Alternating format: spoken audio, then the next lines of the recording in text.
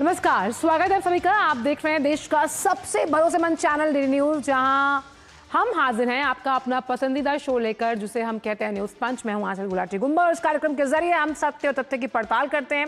Ground zero पर इन खबरों के हर दृष्टिकोण को करते हैं साझा हमारे रिपोर्टर्स। तो आइए सीधे रुख करते हैं इस वक्त की प्रमुख टॉप लाइन्स का न्यूज पंच के जरिए। तो सबसे पहले आज हम बात करने वाले हैं कि अब ज्यादा दिन का काम मिलेगा। जी हाँ, बात हो रही है विकसित भारत से जुड़ी हुई एक ऐसी योजना को लेकर, जिसके बारे में आगे हम करेंगे चर्चा कि कैसे वो भ्रष्टाचार पर तो लगाम लगाएगी ही, लेकिन ज्यादा मजदूरी मिलेगी और कैसे उससे पंचायतें सशक्त होंगी, ये जानेंगे हम न्यूज पंच में। इसके बाद बात होगी पीओके की, कैसे वहां पर इस वक्त जो है वो बवाल चल रहा है और क्यों पीओके में जो रहने वाले लोग हैं वो कह रहे हैं कि हमें पाकिस्तान की जरूरत है ही नहीं। ये बड़ा बयान क्यों दिया गया, जानेंगे आज न्यूज पंच के जरिए। और उसके बाद बात होगी आपसे और हमसे जुड़ी हुई कि जो नए कानून नियम बदल गए हैं, वो जो नियम बदले गए हैं, उन नियमों के बदलने की वजह से अब आपकी जेब पर क्या असर हुआ है। यानी कि 1 जुलाई 2026 है आज। कई ऐसे नियम हैं जो बदले गए हैं जो आपकी जेब के लिए फायदेमंद भी हैं। अब इसमें कुछ अगर नियमों की बात हम आगे करेंगे, लेकिन अगर कुछ आपको बताऊं तो वो ये है कि कैसे आप जो ये नियम बदले गए हैं उनमें अगर अब आप अपने आधार के जरिए अपने आधार में अपने ईमेल को अपडेट करवाना चाहते हैं तो आपको 75 रुपए खर्चने की जरूरत नहीं पड़ेगी। इस पर करेंगे विस्तार से बात, लेकिन बात करते हैं ग्रामीण भारत की तस्वीर बदलने वाली विकसित भारत जी राम जी योजना की, जो आज से देश में लागू होगी, जो मनरेगा की जगह ले रही है। अब परिवारों को 100 दिनों के बजाय 125 दिनों की रोजगार की जो कानूनी गारंटी है वो मिलने वाली है। केंद्र सरकार ने इसके लिए 95,692 करोड़ रुपए का रिकॉर्ड बजटीय आवंटन किया है।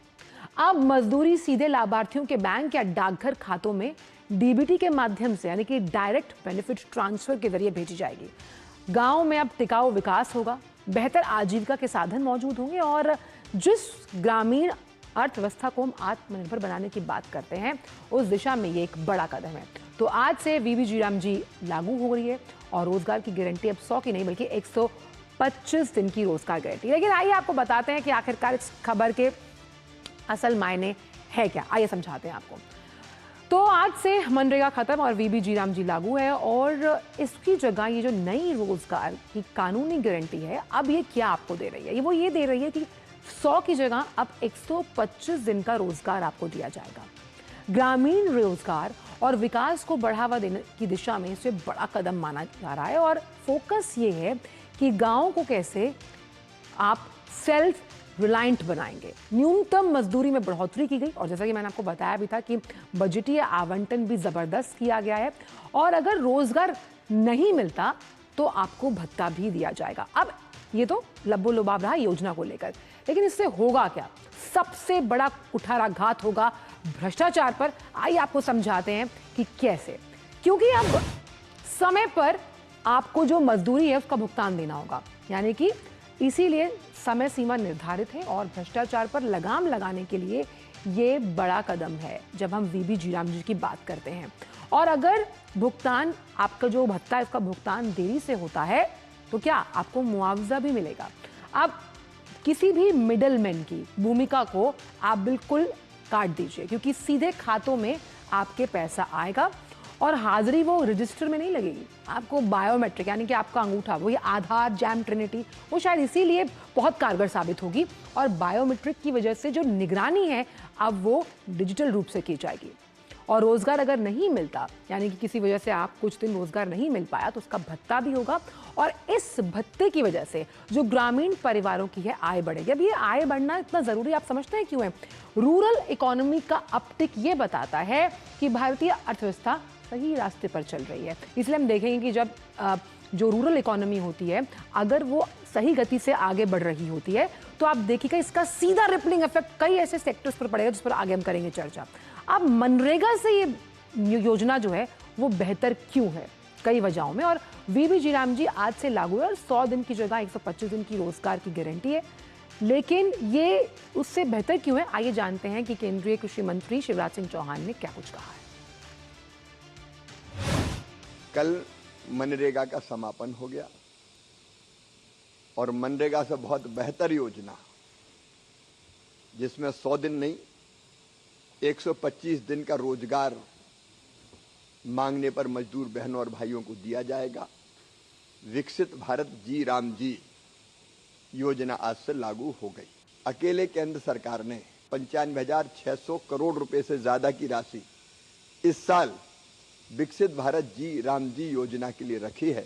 इतनी विशाल राशि न केवल मजदूर भाइयों और बहनों को रोजगार देगी बल्कि विकसित गांव को बनाने में सहायक सिद्ध होगी।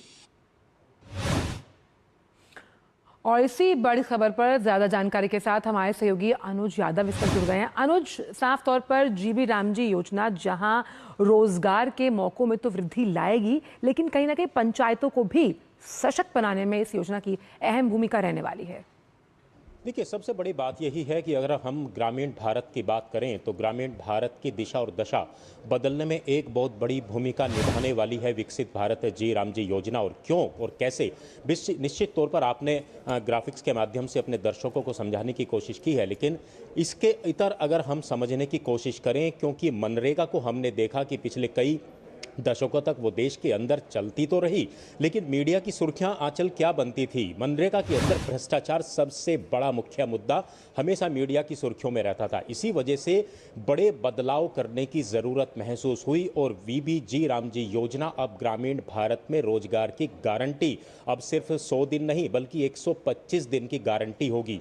जो इसके अंदर सबसे महत्वपूर्ण बात है वो ये है कि अगर 125 दिन में से अगर कुछ दिन आप मानकर चलिए किन्हीं कारणों की वजह से रोजगार अगर ग्रामीण श्रमिकों को नहीं मिलता है तो उन्हें बेरोजगारी भत्ता मिलेगा।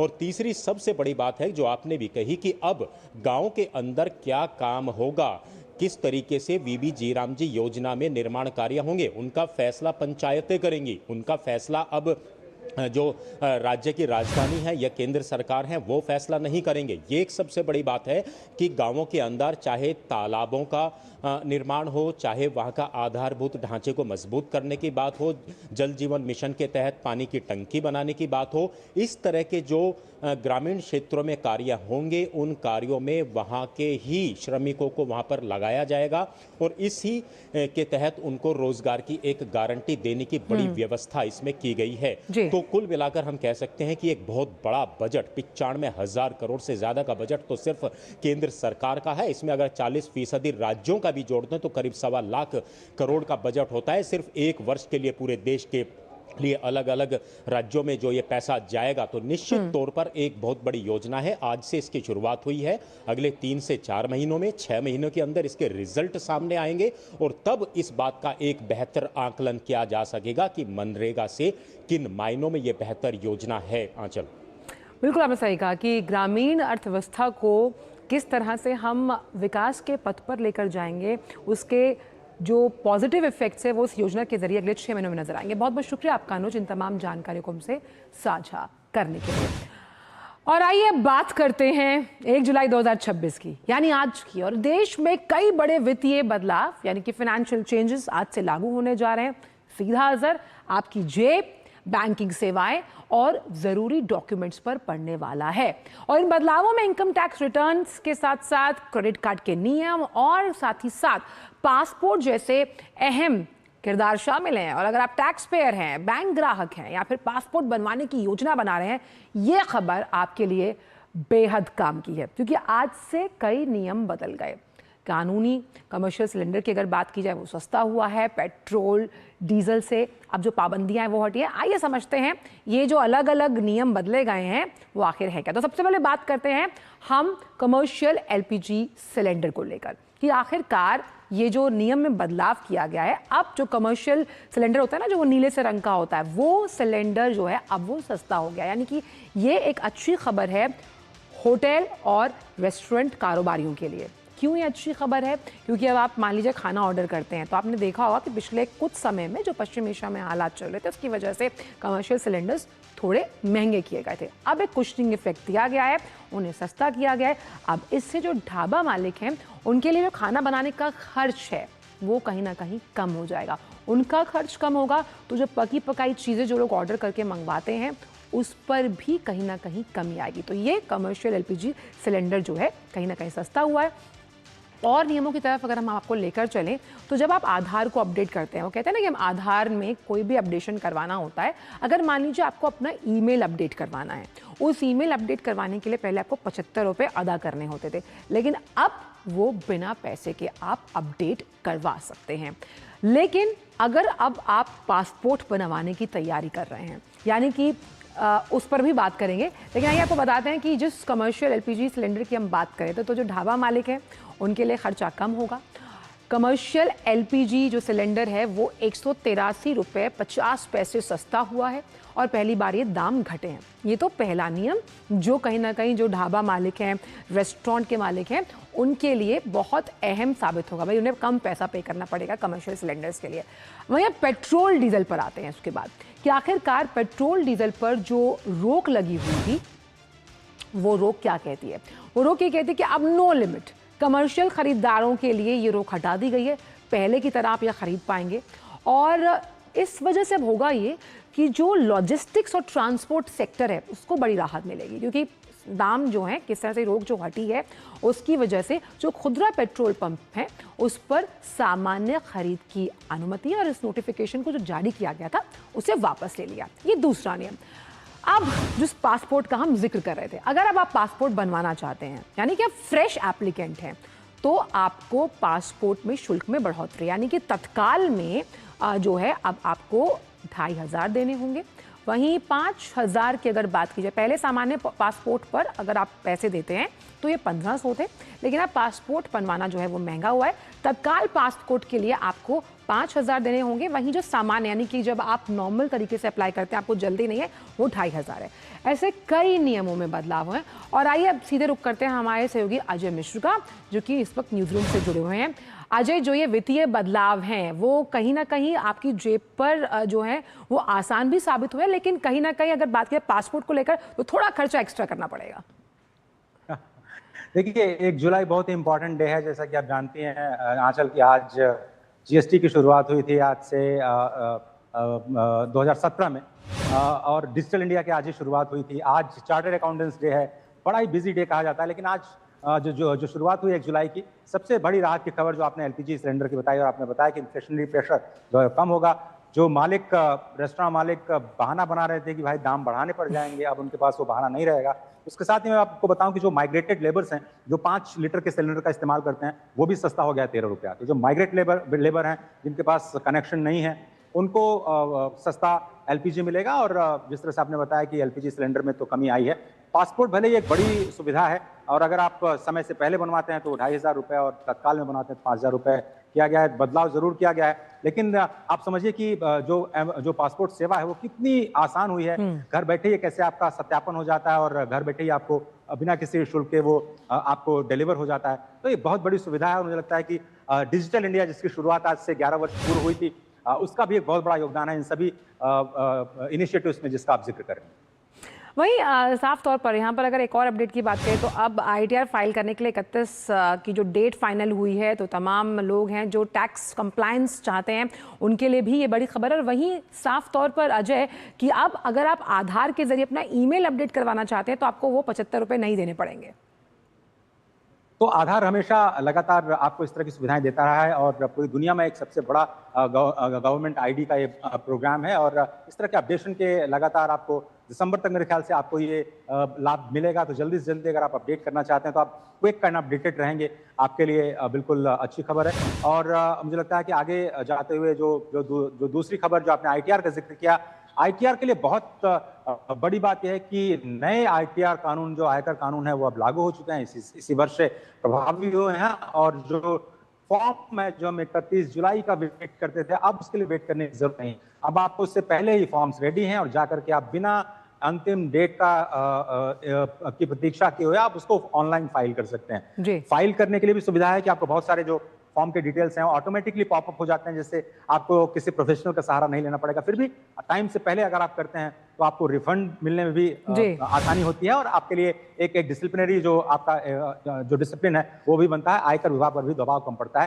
तो ये सारी चीजें का ख्याल रखना चाहिए और 1 जुलाई जिसमें बहुत बड़े बड़े बदलाव आज वित्तीय क्षेत्र में हुए हैं उनका फायदा उठाने की कोशिश। बिल्कुल, बहुत बहुत शुक्रिया अजय इन तमाम जानकारी को साझा करने के लिए। तो ये तमाम बदलाव आपसे जुड़े हुए हैं, हमसे जुड़े हैं, तो इन बदलावों का फायदा उठाएं जैसे कि अजय कह रहे हैं। वक्त एक छोटे से ब्रेक का, ब्रेक के उस पार आकर बात करेंगे पड़ोसी देश पाकिस्तान से जुड़ी हुई।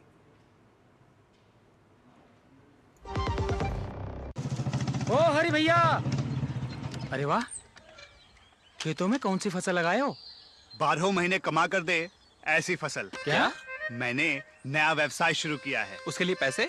इसमें किसी निवेश की जरूरत ही नहीं। अच्छा, मुखिया जी। अरे मुखिया जी, नमस्ते। अरे हरी, कब आ रहे हो? आप बस चलिए, मैं पहुंचता हूं। अब मैं LIC एजेंट हूं। LIC एजेंट बनो, अब बड़ा सोचो। हमारी वेबसाइट पर जाएं या अपनी नजदीकी LIC शाखा से संपर्क करें।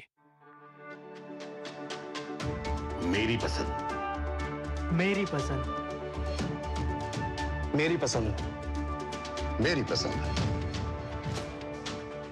हमारी पसंद, हम सबकी पसंद। मजबूत देश का मजबूत सरिया हो गया स्टील। ब्रेक के बाद न्यूज पंच में सभी का स्वागत। तो बात पीओके की, जहां पाकिस्तान सरकार के खिलाफ प्रदर्शन तेज हो गए हैं। रावलकोट के ईदगाह ग्राउंड में हजारों लोग जुटे। उन्होंने कहा कि पीओके पाकिस्तान का हिस्सा नहीं है। ये आंदोलन Jammu Kashmir Awami action committee JAAC की अगुवाई में चल रहा है। प्रदर्शनकारी क्या बोल रहे हैं? हमें नहीं, पाकिस्तान को हमारी जरूरत है। रिपोर्ट्स के मुताबिक आंदोलन जो था वो शुरू महंगाई और खाद्य संकट और जो बढ़ी हुई कीमतें हैं और स्थानीय प्रशासन जो मुद्दों को लेकर कुछ नहीं कर रहा था उसे लेकर शुरू हुआ। अब ये पाकिस्तान सरकार के खिलाफ एक राजनीतिक विरोध का रूप ले चुका है, क्योंकि इसी महीने में पीओके में चुनाव है और ये चुनाव कुछ इशारा कर रहे हैं। इसे समझेंगे, लेकिन आखिरकार पाक के खिलाफ पीओके में ये उबाल क्यों है, समझते हैं कुछ ग्राफिक्स के जरिए। तो रावलकोट में सड़कों पर लोग सरकार के कंट्रोल का विरोध कर रहे हैं। 22 दिनों से प्रदर्शन जारी है। शहबाज सरकार जो अपने आप को शरीफ कहती है उसके खिलाफ गुस्सा है लोगों में और वो सेना पाबंदियों के खिलाफ लगातार प्रोटेस्ट कर रहे हैं। लंबे समय से उनका मानना है कि उनकी मांगों को, उनके मुद्दों को नजरअंदाज किया गया और ईदगाह ग्राउंड में जुटी भीड़ के वक्ताओं ने कहा कि हम पाक में नहीं बल्कि पाक जो है उस सरकार को उन्होंने वार्निंग दी, यानी कि वो पाकिस्तान के साथ नहीं जुड़ना चाहते। इसके साथ उन्होंने भारत के साथ जुड़ने की बात भी कही है और रावलकोट में इसीलिए गंभीर झड़पें हुई जहां 4 पाकिस्तानी सैनिकों की मौत भी हुई है। अब रावलकोट में आखिरकार वो जो प्रदर्शनकारी थे वहां पर ये नेता गरजते हुए क्यों नजर आए? रावलकोट में आप देखिए इस ग्राफिक्स में आप समझ पाएंगे कि लोगों का गुस्सा है। क्यों? बुनियादी ज़रूरतें हैं, खाना पीना, लेकिन उन बुनियादी ज़रूरतों को पूरा नहीं कर पा रही वहाँ की सरकार और इसीलिए जैसे मैंने आपको बताया कि ज़रूरी चीज़ों की सप्लाई को रोकने के लिए, यानी कि जो रोकल गई है सप्लाई, उसके विरोध में ये हो रहा है। 2 हफ्ते की रोक लगने के बाद ये विरोध प्रदर्शन जो है, लोग सड़कों पर इसीलिए उतर आए और इसमें साफ तौर पर यह कहा गया कि पाक का हिस्सा नहीं है पीओके। सरदार अमन खान ने साफ तौर पर कह सकते हैं ऐलान कर दिया। अब यह कवायद क्या कहती है? ये कवायद कहती है भारत के साथ जुड़ने की मांग है। 9 जून से LOC के पास भी धरना प्रदर्शन जारी है। प्रदर्शन के दौरान खान ने अपने समर्थकों से कहा कि अगर ये पाबंदियां रहीं तो भारत से हम मदद मांगेंगे। मदद मांगने का सीधा मतलब इस्लामाबाद पर दबाव बनेगा। सरदार अमन खान भारत से मदद मिली तो वो ये मानते हैं कि पीओके के जो राजनीतिक हालात हैं वो बदल जाएंगे। अब कैसे जो तानाशाह है उसको लेकर एक वीडियो है, आपको बताएं कि हमें ये तानाशाही बर्दाश्त नहीं है कि वीडियो सामने आया जहां लोग वहां के मुनीर को अपना नेता नहीं मानते और साफ तौर पर लोगों का ये इनकार है कि किसी तानाशाह को हम उसकी गुलामी नहीं करेंगे, हम उसकी बातों को बर्दाश्त नहीं करेंगे। महिलाएं और बच्चे जो हैं वो धरना देकर बैठे हैं कि हमें तुम्हारे राशन की ज़रूरत नहीं है। इस तरह की तानाशाही, तुम एनार्किस्ट एक तरीके से जो रूल लगाने की कोशिश कर रहे हो और पीओके जो है वो पाकिस्तान का हिस्सा नहीं है। लेकिन अब यहाँ पर एक बहुत ही दिलचस्प चीज़ ये हुई कि जो JAC के प्रमुख हैं उनकी गिरफ्तारी भी हुई है, क्योंकि इस तरह की पार्टी को फलने फूलने कभी भी, जो पीओके में बहुत सी पार्टियां सक्रिय हैं जिसमें इमरान खान की पार्टी है, हम नवाज शरीफ की पार्टी की बात करते हैं, लेकिन वो कभी भी फलने फूलने पाकिस्तान की सियासत उसे देगी नहीं। लेकिन शौकत नवाज मीर की गिरफ्तारी हुई है। ये JAC के प्रमुख हैं जिन्हें गिरफ्तार किया गया। पीओके में इन्होंने ही इस हड़ताल का आह्वान किया था और प्रोटेस्ट में शामिल होते समय इनकी गिरफ्तारी हुई। संगठन का बयान अब ये आया उनकी गिरफ्तारी के बाद कि ये आंदोलन जारी रहेगा और अब इन्हें पकड़ने के लिए शौकत नवाज मीर पर 1 करोड़ का इनाम रखा गया था और इस JAC पर पहले ही जो पाकिस्तान की सियासी हुकूमत है वो प्रतिबंध लगा चुकी है। ज़्यादा जानकारी के लिए सीधे चलते हैं दीपक रावत के पास। दीपक, 2 पॉइंटर्स पर चाहती हूँ कि आप रोशनी डालें। पहला, JAC जो कहीं ना कहीं खाद्य संकट और अलग अलग जो मुसीबतें पीओके में चल रही हैं उससे उत्पन्न हुआ एक संगठन है जिसे फिलहाल प्रतिबंधित किया गया है। लेकिन क्या ये जो बवाल है, ये उबाल है, जो आने वाले चुनाव है उस पर भी असर डालता हुआ नजर आएगा? जी बिल्कुल। पहली बात तो ये है कि ये जो पीओके में जिस तरीके का प्रदर्शन चल रहा है ये आज से नहीं बल्कि कई सालों से इस तरीके से लोग अपनी हकों के लिए सड़कों पर प्रदर्शन करते रहे हैं। हमेशा ये इल्ज़ाम पीओके की तरफ से लगता रहा है कि जो सरकार है वो पीओके के जो नागरिक हैं उनकी अनदेखी करती है, असमानता है, काफ़ी चीज़ें हैं।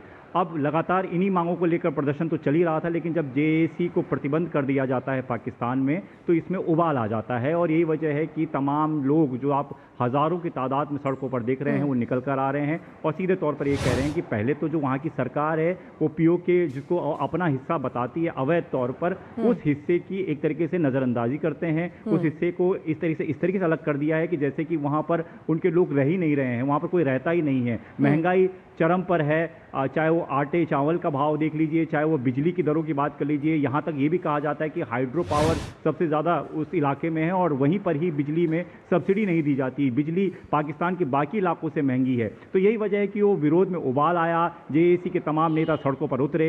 अब जो अमान खान का बयान जो आप बता रही थी वो इसी तरफ इशारा करता है कि वो कह रहे हैं कि जिस तरीके से इसको नज़रअंदाज किया जा रहा है, जिस तरीके से यहाँ पर अत्याचार किया जा रहा है, ऐसे में अगर ध्यान रहे पाकिस्तान के सरकार को ये सोचना चाहिए कि अभी कई और रास्ते भी हैं जो खोले जा सकते हैं और अगर वो रास्ते खुल गए तो मुश्किल पाकिस्तान की ही बढ़ेगी। इशारा भारत की तरफ ही था। उनका सीधा तौर पर यह कहना है कि अगर भारत के लिए रास्ते अगर हम लोगों ने खोल दिए तो मुश्किल पाकिस्तान की होगी। एक बड़ी बात उन्होंने अपनी इस दौरान कही है, उन्होंने ये भी कहा कि आसिम मुनीर खास तौर पर उनकी तरफ इशारा करते हुए कहा कि तानाशाही बिल्कुल नहीं चलेगी। जिस तानाशाही रवैये से वो पीओके को चलाना चाहते हैं उसका हरगिज़ किसी तरीके से कोई समर्थन नहीं करता। ये वजह है कि तमाम हमलों के बावजूद भी हज़ारों की तादाद पर सड़कों पर प्रदर्शनकारी हैं। अभी की स्थिति ये बता दूं कि कई लोगों को गिरफ्तार किया गया, डिटेन किया गया है।